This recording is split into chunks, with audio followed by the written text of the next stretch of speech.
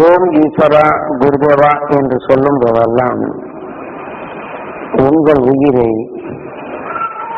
ஈசனாக மதித்து உங்கள் உடலுக்குள் இருக்கும் அனைத்து குணங்களுக்கும் உணர்வுகளுக்கும் உடலுக்கும் உயிரே குருவாக இருக்கின்றது என்பதனை ஒவ்வொரு நிலையும் தெளிவாக்கி ஒவ்வொரு உபதேசத்தின் நிலையும் கூறுகின்றோம். ஆனால் எப்போதும் இந்த உபதேசத்தின் நிலையில் கூறும்போதெல்லாம் உங்கள் அன்னவண்டை முதலில் எண்ணிவிட்டு அடுத்து உங்கள் உயிரான ஈசனை வேண்டுவதே நலம்.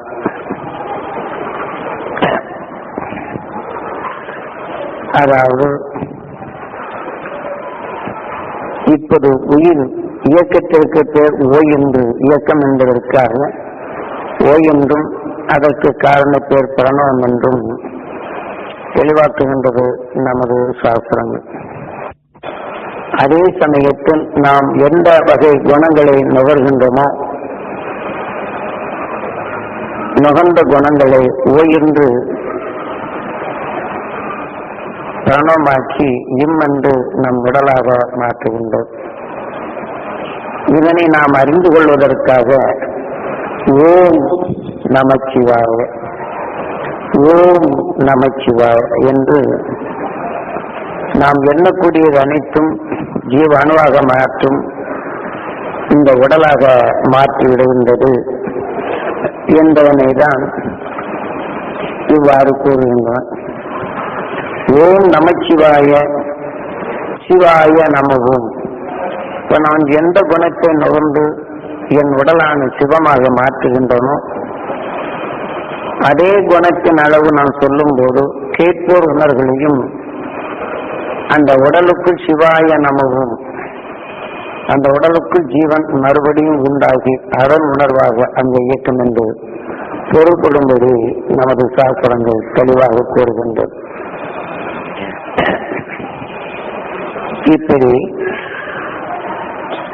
நமது உயிரின் இயக்கங்களை இன்னும் அது தெளிவாக்குகின்றது நமது நூல்கள் ஞானிகள் சாஸ்திரங்களாக வடிவமைத்து கொடுத்துள்ளார்கள். அதாவது நம் உயிரின் இயக்கத்தை ஈசன் என்றும் அந்த இயக்கத்தால் ஏற்படும் துடிப்பால் ஏற்படும் வெப்பத்தை விஷ்ணு என்றும் ஈர்க்கும் காந்தத்தை லட்சுமி என்றும் காரணப்பெற வைக்கின்றனர். உதாரணமாக ஒரு மனிதன் தவறி கீழே விழுந்த தேகத்தில் அந்த வேதனையின் உணர்வுகளை மேல் அடிபட்ட பின் அந்த வேதனை தாங்காது வேதனையான உணர்வுகளை சுவாசிக்கின்றான். சுவாசித்த உணர்வு அவனுக்குள் அந்த வேதனை உணர்ச்சிகளை தூண்டும் அந்த உணர்வுகள் வெளிப்படுகிறது என்று வைத்துக் கொள்வோம். அப்போது நமது கண்ணின் கருவிழி ருக்மணி என்பது பதிவு ஆக்கும் நிலையம் என்று பொருள்படும்படி சொல்லுகின்றனர். கருவிழி ருக்மணி நம் உடலிலே அந்த மனிதனை ஊழ்வனை வித்தாக உருவாக்கி அதே உணர்வு அவன் பட்ட வேதனையின் உணர்ச்சி நிலைகளை அவனுள் விளைந்து வெளிப்படுவதை நமது உயிர் பட்டத்தில் அந்த வேதனையின் உணர்வு நம் உயிரிலே மோதுகின்றது. அந்த மோதிய உணர்ச்சிகள் நம் இரத்த நாணங்களிலே கலக்கின்றது. அப்ப அவன் எந்த வேதனை உணர்ச்சியை தூண்டும் உணர்வுகள் நம் இரத்த நாணங்களிலே கலக்கின்றதோ இப்ப நம் உடலை உருவாக்கிய நல்ல அணுக்கள் அதை ஏற்க மறுக்கின்றது. பெரும்பாலும் உடலை உருவாக்கிய நல்ல அணுக்களின் தன்மை கொண்டு ஏற்க மறுத்தாலும் நம் உடல்ல இதே போல எத்தனையோ விதமான வேதனைகளை நுகர்ந்தறிந்து அந்த உணர்வுகள் நம் உடலிலே அணுக்களாக உண்டு. அந்த அணுவின் மலமே நமது உடல்.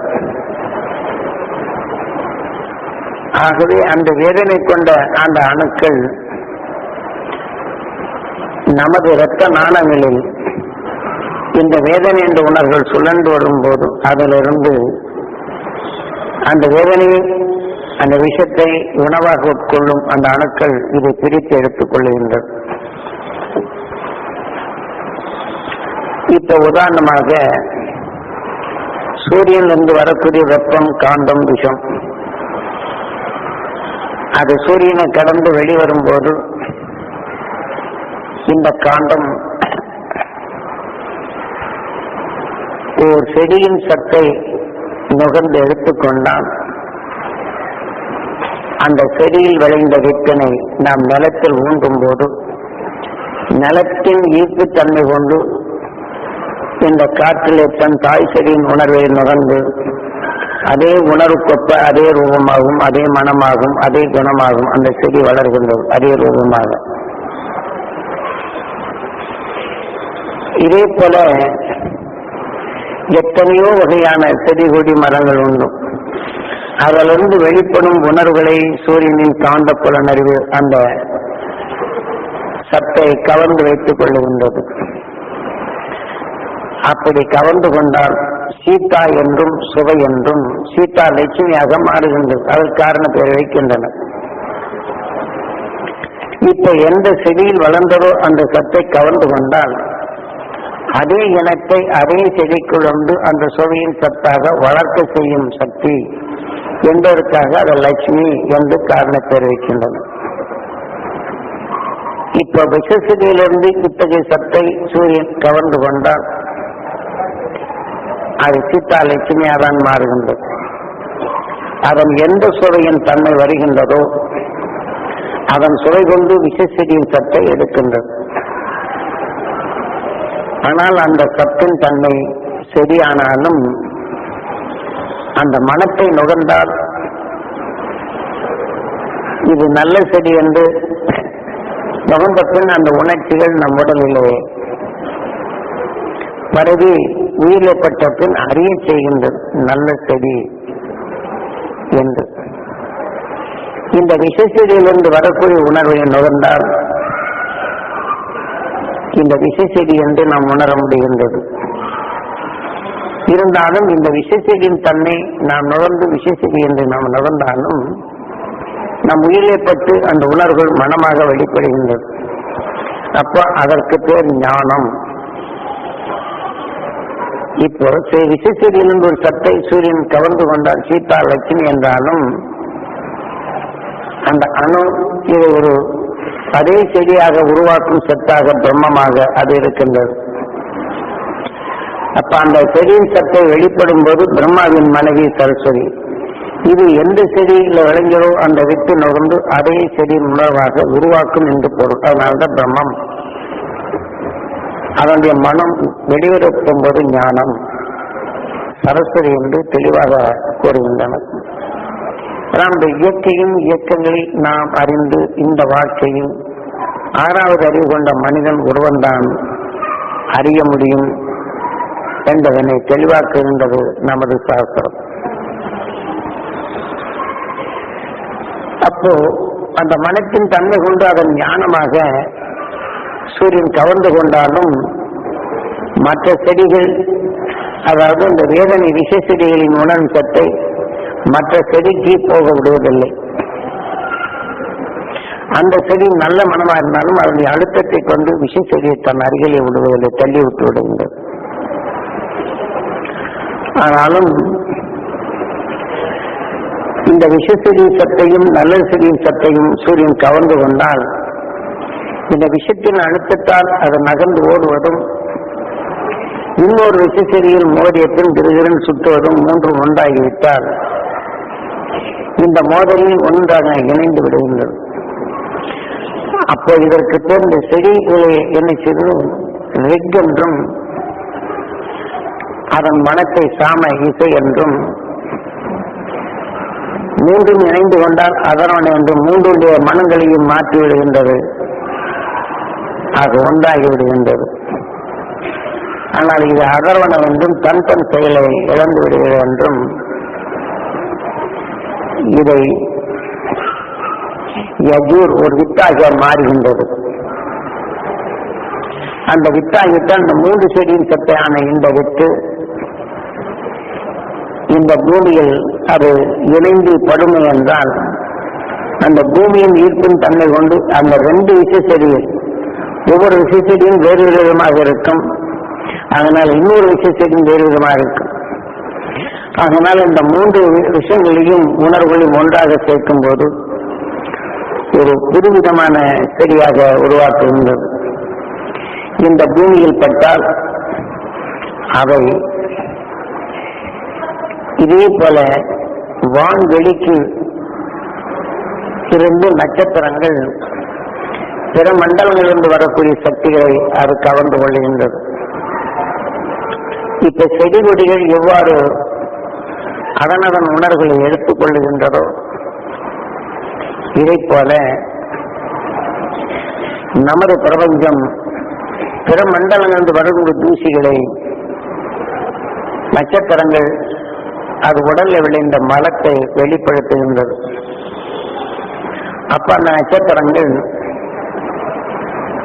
எந்த உணர்வு எக்குணமோ எதன் உணர்வின் செயலோ எதன் உணர்ச்சிகள் வெளிப்படுகின்றதோ அதற்கு தக்க பிற மண்டலங்களிலிருந்து வரக்கூடிய அந்த சத்தினை கவர்ந்து பால்வழி மண்டலங்களாக அமைத்து விடுகின்றது. அப்படி பால்வழி மண்டலங்களாக அமைத்த பின் அதுவே தூசியை இந்த நட்சத்திரம் தனக்கும் உணவாக எடுத்துக் கொள்ளுகின்றது. பாக்கி அந்த பால்வழி மண்டலங்கள் தூசியாக படர்வது சூரியன் தனக்கு ஆதாரமாக இருக்கின்றது.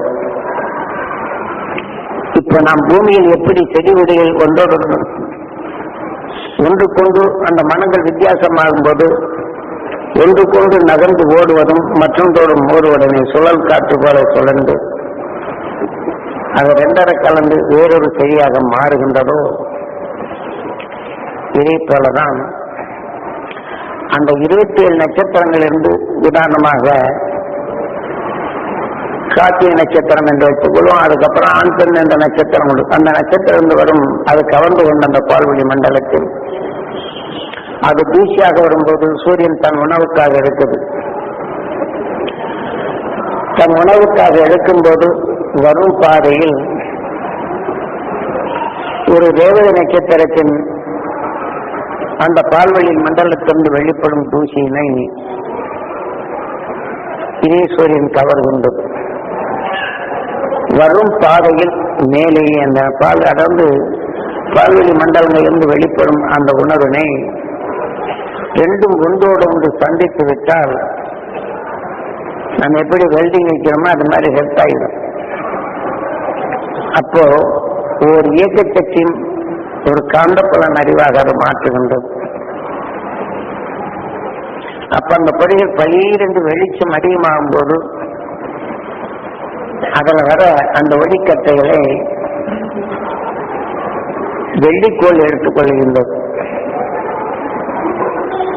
இதுல விஷத்தின் தன்மை பிரியும் போது அருகில் உள்ள கேதுக்கோள் எடுத்துக் கொள்ளுகின்றது. அதே சமயத்தில் இந்த கருகலான நிலையை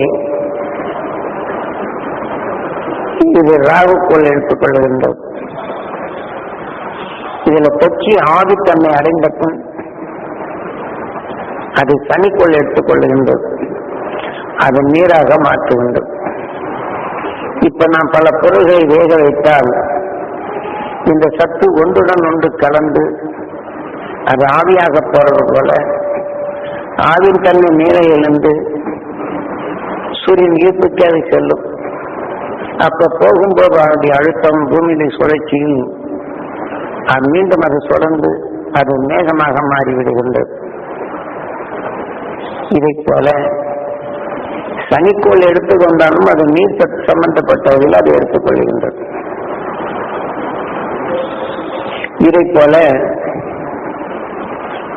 இவை அனைத்தும் ஒன்றோடொன்று மோதும் தன்மையை வியாழன் மிக பெரிதானது, ஈர்ப்பு சக்தி அதிகம். சுழற்சி வேகம் அதிகம். இப்ப சனிக்கோளிலிருந்து வெளிப்படும் உணர்வினை சூரியன் கவர்வதற்கு முன் வியாழன்கோள் இதையும் கவர்ந்து கொள்ளுகின்றது. இதே போல வெள்ளிக்கோள் தனக்குள் தனியாக எடுத்து வெளிப்படுத்தும் அதை எடுத்துக்கொள்ளுகின்றது. ராகுக்கோள் வெளிப்படுவதும் எடுத்துக்கொள்ளுகின்றது. கேதுக்கோள் கொடுப்பதையும் எடுத்துக்கொள்ளுகின்றது. இப்ப 27 நட்சத்திரங்கள் வெளிப்படும் உணர்வுகளையும் ஈர்ப்பு சக்தி அதிகமாற்றால் அதையும் கலந்து விடுகின்றது. கலந்த பின் தன் ஈர்ப்பில் வந்த பின் அது உரப்பணியாக மாறி அதிகமாக இருப்பதனால் அதன் மேல் ஈர்க்கும் சக்தி அது தாங்கி அது சிறுக சிறுக அந்த வியாழன்கோள் ஈர்ப்புக்குள் நடுமையம் ஈர்க்கப்பட்டு இவை அனைத்தும் ஒன்றாக கலந்து அதில் வரும் ஆவித்தன்மைகள் மேகம் வெளியில வரப்போகும்போது ஆவியாக மாறி ஒரு தனியாக மாறிவிடுகின்றது. அந்த உரப்பணியாக மாறிய பின் அந்த பனிக்குள் கலந்துள்ள ஆவித்தன்மை வெளிவருகின்றது. அப்படி கலவையாக வெளிவரும்போது இப்போது நட்சத்திரங்கள் மோதுது என்றால் அந்த மோதலில் ஒளிக்கட்டைகள் செல்லும் போது இதிலிருந்து வெளிப்படும் இந்த உணர்வுகள் இது அழுத்தமாக்கி இதை ஈர்க்கும் சக்தி அதிகமாகும்போது இதோடு மோதுகின்றது. மற்றதை சேர்த்து ஒரு புதுவிதமான மணலாகவோ பாறையாகவோ மற்றதை உருவாக்கும் சக்தியாக மாறுகின்றது. ஒன்று ஒன்றுடன் இணைத்து அதை இணை சேர்க்கும் சக்தியாக இந்த வியாழன்கோள் சக்தி ஆகின்றது. அப்படி வெளிப்படும் இந்த சத்தினை பரவலாக அது வரும்போது இடைமறித்து மற்ற கோள்கள் எடுத்துக்கொண்டால் அதன் குருவப்பையில் கலந்து அந்த உடலுக்குள் சேர்த்து இதே போல அடிபாகம் அது சுழற்சியில் வரும் வெப்பத்தால் உருவாக்கப்பட்டு அதை ஆவியாக்கி வெளிக்கட்டுகின்றது. அது சில நடுக்கங்களும் சில நடுக்கங்களும் சில ஆவித்தன்மை பரவுவதும் மீண்டும் சூரியன் கவரால் இது கவர்ந்து அந்த பூமியின் பரமாத்மாவாக பலவிதமான நிறையில் மாற்றுகின்றது. அதே சமயம் அடுக்கடுக்காக அந்த நிலைப்போம். இவ்வாறு சென்றதில்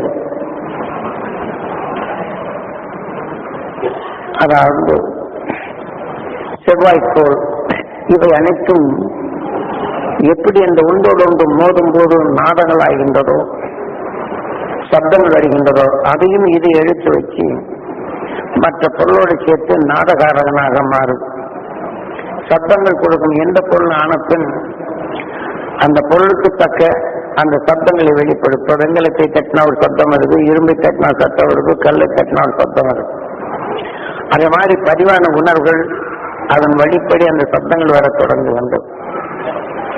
அதிலிருந்து வெளிப்படும் தூசிகளைத்தான் இதை கவர்ந்து பல நிலையில் வரும்போது சூரியன் தனக்கு உணவாக இருக்கும் போது புதன்கோள் எடுத்துக் கொள்ளுகின்றது.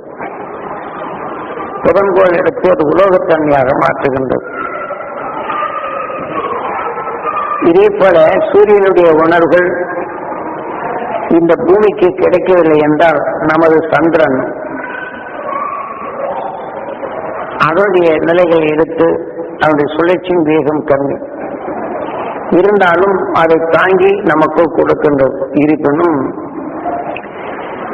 இப்ப சூரியன் வெகு தொலைவில் இருப்பதை சூரியனால் கவரப்பட்ட இந்த உடல்கள் அனைத்தையும் இன்று சந்திரன் எடுத்து அந்த ஒளிக்கட்டையுடன் கலந்து அதை வெளிப்படுத்துவதே நமது பூமி அது கவர்கின்றது. எடக்கூடிய நிலைகள் வரப்போகும்போது இங்கே நமது பூமியின் தன்னை கலந்த பின் மற்ற ஒரு இயக்க சக்தியாக மாறுகின்றது. இப்ப நாம் முன்பக்கம் நாம் ஈர்க்கின்றோம், பின்பக்கமும் ஈர்க்கின்றது. பின்பக்கம் இருந்தாலும் சுழந்து முன்பக்கம் கூடிதான் நமக்குள் வரும்.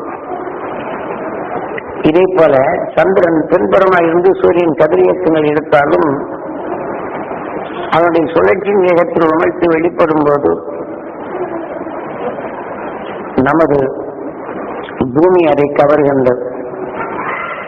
இதே போல பல பாகங்கள் இருந்து இழுக்கக்கூடிய சக்தி வியாழன்கோளுக்கு உண்டு.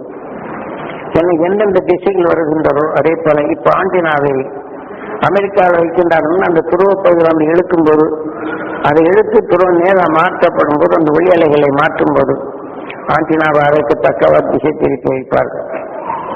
ஒவ்வொரு திசையிலும் ஒவ்வொரு நிலைகள் உண்டு. இப்ப நீங்க டிரான்சிஸ்டர் வைத்தாலும் அது எந்த திசையிலிருந்து ஒளிப்படை ஆகுதோ அதன் நிலைகள் ஈர்ப்புக்கு வரப்போகும்போது இப்படி இருந்தால் இங்க வராது. அப்ப இந்த திசை நிலைகள் இந்த கோளின் தன்மை அந்த ஊரின் தன்மை அமைந்திருந்தால் இந்த திசையில் இழுக்கப்படும் போதுதான் அந்த ஏரியில் இருக்கும். சில நேரங்களில் ஏரியில் மாறி போயிருந்தா ஈர்த்துக்குள்ள வச்சிருந்தோம்னா அந்த ஏரியில் மாறி இருந்தன்னு இருக்கும். அதே ஏரியில வெளியில வச்சிருந்தோம்னா நாலா பக்கம் தவறக்கூடிய சக்தி கிடைக்கின்றது. நீங்க பார்க்கலாம், விஞ்ஞான அறிவியல் இதெல்லாம் தெளிவாக கூறப்படுகின்றது. இது போல இந்த இயற்கை நிலைகள் வந்தாலும் இப்ப ஒவ்வொன்றும் ஒவ்வொரு உறுப்புகளின் துணை கொண்டு நமது சூரியன் நடு மையமாக தான் இருக்கின்றது. இதையெல்லாம் கலத்து தனக்குள் எடுக்கும்போது பாதரசமாக மாற்றி இப்ப மனிதன் உணவாக உட்கொண்டாலும் தன் இனத்தின் தன்மை விருத்தி செய்யும் விந்தாக மாறுகின்றது. இதைப்போலதான் கோள்கள் கிரேராயுதம் மற்ற உணவின் தன்மை தனக்குள் கவரப்படும் போது பாதரசம் என்ற விந்தாக உருவாகின்றது. அதை தனக்குள் அது உருவானத்தின் ஒவ்வொரு கோள்களும் ஒவ்வொரு விதமாக உருவாக்குகின்றது. இதைப்போல நாம் சுவாசிக்கும் உணர்வுகள் மற்ற இந்த பிரபஞ்சம் எப்படி இருக்கின்றதோ இதை போல நாம் புழுவிலிருந்து மனிதனாக வர்றவரையிலும் அந்த உணர்வுக்கொப்ப உறுப்புகள் மாறி மாறி உடலின் அமைப்புகள் மாறி மாறி அதனுடைய அமைப்புகள் மாறி மாறி இதை போல புழுவிலிருந்து வீட்டில் பூச்சியாகவும் அது பூச்சிகளாகவும் குருவிகளாகவும் பறவைகளாகவும் நாய்காகவும் நரியாகவும் இப்படி பல கோடி சரீரம் எடுத்து ஒவ்வொன்றும் உறுப்புகள் மாற்றப்பட்டு ஒவ்வொன்றும் வடிக்கட்டும் அந்த உருவங்கள் மாறுகின்றது. இதன் வெளியிழக்கும் போது மனிதன் இந்த சூரியனை போல இந்த உறுப்புகள் அமைக்கப்பட்டு தன் நிலைகளை மாற்றி அமைக்கும் மனித உடல் பெற்றது. ஏனென்றால் இது நாம் சூரிய குடும்பம் ஒரு பிரபஞ்சம் என்பது. இதே போலதான் ஒரு உயிர் இந்த உடலை ஆட்சி புரியும் போது எத்தனையோ கோடி சரீரங்களை கடந்து மனித உருவை உருவாக்கி நஞ்சினை மலமாக மாற்றும் தன்மை வருகின்றது. ஒவ்வொரு உடல்களிலும் அந்தந்த உறுப்புகள் விஷத்தை ஏற்றுக்கொள்வதும் மண் மணலை என்ற நிலையை அதை சேமித்து அதை கரைத்து தன் உடலாக மாற்றும் சக்தி வருகின்றது பட்சியனங்களில். இதெல்லாம் அதன் உடல் உறுப்பு கொப்ப அந்த உணர்வின் குணங்களும் அவருடைய செயலாக்கங்களும் அதை வளர்க்கும் தன்மை வருகின்றது. இதையெல்லாம் எதிரியானது உயிரால் ஆனது. இதே போலதான் சூரியன் எவ்வாறு தனக்கு உருவான உணர்வின் தன்மை கொண்டு தன் அருகிலே வரும்போது அந்த பாதரசத்தால் மோதுகின்றது. அந்த மோதலில் ஏற்படும் வெப்பம் காந்தம். அதாவது மோதல் ஏற்படும் விஷயம் பிரிந்து செல்லுகின்றது. அந்த பிரிந்து செல்லும் வேகத்தில் அந்த வெப்பமும் இந்த காந்தமும் இணைந்து அது ஓடும் வேகத்தில் 3 நிலை கொண்ட அணுவாக மாறுகின்றது. விஷத்தின் அளவுகோல் அதிகமாக போய்விட்டாலும் வெப்பமும் காந்தம் உருவாக்கப்படும் போது காந்தம் விஷம் பிரிந்து செல்வதை கடைசி நுனியை தனக்குள் எடுத்து ஒரு இயக்க சக்தியாக மாறும். ஆக இந்த சூரியனால் ஏற்படும் இந்த வெப்பமும் காந்தமும் கடைசி நுனியில் வரும் இந்த விஷத்தை கவரப்படும் போது வெப்பம் உருவாகும் சக்தியாகும், காந்தம் அரவணைக்கும் சக்தியாகும், விஷம் இயக்கும் சக்தியாக சூரியனிலிருந்து வெளிப்படுகின்றது. அந்த பாதரசத்தின் உணர்வுகள் அது கவர்ந்து கொண்ட உணர்வுக்கொப்ப இதன் கருவாக எதன் எடுக்கின்றதோ அந்த கருத்தன்மையாக அது உருவாக்கும் தன்மை வருகின்றது. உலகிலேயே இப்ப கரையான் எடுத்துக்கொண்டால் தன் உடலின் தன்மை கொண்டு அது பெரிய கரையான புழுவாக மாறுகின்றது. அதிலிருந்து நிலைகள் வரப்போகும்போது கரையான் பூச்சிகள் வந்து கொண்டே இருக்கும். அதன் கடைசி வரையிலும் உருவாக்கும். ஆக இதை எந்த உணர்வின் தன்மை மனங்களை எடுக்கின்றதோ இதற்கு ஜீவன் கொடுத்து கொண்டு அந்த பசையை கொடுத்து கொண்டே இருக்கும். புத்துக்குள் இருக்கக்கூடிய கரையான்ல தாய்ப்புழு. இதை போன்றுதான் சூரியன் தனக்குள் எடுத்து பாய்ச்சும் இந்த உணர்வுகள் இது பரவி செல்லுகின்றது. இது சுழற்சியின் வேகத்தில் அது நடுமையமாகும் போது ஒவ்வொரு கோள்களுக்கும் இது சொந்தமாகின்றது. இது பல கலவைகள் பல கோள்களுக்கும் மாற்றும் தன்மை வருகின்றது. பலவற்றில் வருவதை பாதரசங்களாக மாற்றுகின்றது. இதை போல மனிதன் தான் உணவாக உட்கொள்ளும் உணவினை நமது உடல் நஞ்சை மனமாக மாற்றுகின்றது. நல்ல உணவின் மனம் இங்கிருந்து வரப்படும் போது இந்த மனத்தின் தன்மை கொண்டு வேறொருடைய உணர்வு மோதினால் மோதலில் ஏற்படும் உணர்வின் தன்மை நாம் சுவாசிக்கும் போது அந்த தீமை என்று தெரிகின்றது. அந்த தீமை என்று தெரிந்து கொண்ட பின் இது உருவாகுது என்றால் இதை நீக்க, தீமையிலிருந்து நீக்க அந்த ஆறாவது அறிவை நாம் பயன்படுத்த வேண்டும். ஏனென்றால் பாதுகாப்பான நிலையை மோதும் போது அதனுடைய வன்மைகள் மாறும்.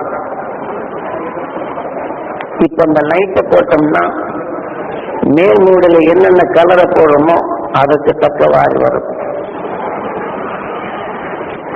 அந்த கலர்கள் வெளிப்படும். இதே போல நம்ம ஆன்மாவில் பலவிதமான உணர்வு இங்கே சேர்ந்திருக்கு. நாம் சுவாசிக்கும் போது அந்த கலருக்கு தக்க உணர்வுகளும் நாம் சுவாசிக்க நேருகின்றது. சுவாசித்த நந்தத்தில் நம் உயிரிலே பட்டு இது நாம் இரத்த நாணங்களில் கலந்து எல்லா இடங்களுக்கும் செல்லுகின்றது. சூரியனால் கவரும் போது கிரேதா யுகம் என்று ஆதிகளாக மாற்றப்படும் போது அதன் சுழற்சி ஈடுபட்டத்தில் ஒவ்வொன்றும் அது அதனதன் நிலைகள் அதாவது எடுத்துக் கொள்ளுகின்றது. இதை போல நமது உறுப்புகளில் நாம் இரத்த நாணங்களில் செல்லப்படும் போது இப்போ பித்தப்பை என்ற நிலையில் இருக்கும்போது அந்த அணுக்கள் அந்த விஷத்தின் தன்மை கலந்து கொள்ளுகின்றது. இப்ப கல்லீரல் என்ற நிலையில் வரப்படும் போது இதே போல மணல் சத்துண்டான உணர்வுடைய நிலைகளை அது கவர்ந்து வைத்துக் கொள்ளுகின்றது. இதை மீண்டும் இதை ஒவ்வொன்றும் பிரிக்கப்பட்டு நம் உடலில் எல்லாம் கலவையாக்கி மீண்டும் நம்முடைய டிரான்சாக்சன் உயிரின் தன்மை கொண்டு மீண்டும் எல்லா பாகங்களிலும் இயக்கப்பட்டு அது வழிகட்டிய உணர்வு வரப்படும் போது மனிதனாக உருவாகும் விந்தின் தன்மை உருவாக்குகின்றது. ஆக இதை தன் இனத்தை உருவாக்கும் தன்மை உருவாக்குகின்றது. எப்படி அந்த பாதரசத்தை உண்டாக்குகின்றதோ இதே போல நம்ம இரத்த நாணங்களாகி அதிலிருந்து விஷத்தை பிரித்து இரத்த நாணங்களிலே பிரிக்கப்பட்டு அதன் உணர்வின் தன்மைகள் அதனதன் தக்கவாறு அது எடுத்துக்கொண்டாலும் இரத்த நீர் வருவதை சுத்தகரிக்கின்றது கிட்னி. அந்த கிட்னி சுத்தகரித்தாலும் நீங்கள் விஷம் என்ற உணர்வுகளை அதிகமாக சேர்த்துவிட்டால் இது இரத்தத்துடன் கலந்தால் விஷம் அதிகரித்த பின் அந்த கிட்னி சீராக இயங்காது. அது இயங்கவில்லை என்றால் அந்த விஷத்தின் தன்மை மறுபடியும் நாம் எல்லா உறுப்புகளுக்கும் சென்று அது தெளிவான நிலைகள் வடிகட்டும் தன்மை இழந்தால் அப்ப நம் உடல் உள்ள விஷத்தன்மைகள் எல்லா அணுக்களுக்கும் செல்லுகின்றது. விஷத்தின் தன்மை அதிகரித்து விட்டால் எல்லா உறுப்புகளில் உள்ளது இந்த விஷம் கலந்த பின் எல்லாமே சோர்வடைகின்றது. இந்த சோர்வடைந்த நிலைகளில் இந்த விஷத்தின் தன்மை அடைந்த பின் இந்த உயிர் எந்தெந்த அணுக்களின் தன்மை ஆனதோ இதனுடைய உடல் ஆனாலும் அந்த உணர்ச்சி கொண்ட உயிருடன் வெளிவருகின்றது நம்ம உயிர். இந்த வெளிவரும் இந்த உயிர் எதன் உணர்ச்சியின் அமைப்பு கொண்டு வந்ததோ இப்ப விஷம் அதிகரித்தால் பாம்பினங்களில் அதிகமும் சுருக்கும் பெருக்கும் இருக்கு. இதே போல ஈர்ப்புகள் கவரச் செய்து அந்த உணர்வுக்கொப்ப அந்த பாம்பின் உறுப்புகள் எப்படி அமைதோ அதே போல பாம்பினமாக மாற்றும் கருத்தன்மை அடைந்து விடுகின்றது. இல்லை நாம் மனிதனாக இருக்கிறோம் என்றால் நம்ம உயிரின் வேலை எதன் உணர்வின் தன்னை பெற்றதோ அதற்கு தக்க கவர்ந்து கொள்கின்றது. எப்படி பிரபஞ்சங்களிலிருந்து நட்சத்திரங்கள் அதனதன் உணவாக எடுத்தால் கலந்து அதனதன் வாழ்க்கையை அமைத்தாலும் அது தனது நிலைகளில் வருவதை மனத்தை வெளிப்படுத்தி அந்த மனத்தால் தன் இனங்கள் கொண்ட இனத்தை அது தனக்குள் அது இது பால்வெளி மண்டலங்களாக மாற்றி அது தேய்ந்து வரும் தன்மை தனக்கு உணவாக எடுப்பதும் அதே சமயத்தில் அந்த பால்வெளி மண்டலங்கள் வருவதை அதன் உணர்வுகள் அது ஜீவித்தது வாழ்ந்தாலும் இந்த சூரியன் அதை கவர்கின்றது. இதே போலதான் நமது உயிரின் இயக்கங்களும். இதனை சிறிதளவு மற்ற கோள்களில் மாற்றம் அதிகரித்தால் நமது சூரிய குடும்பமே மாறிவிடும். அதுவும் மடிய போகிறதாம்.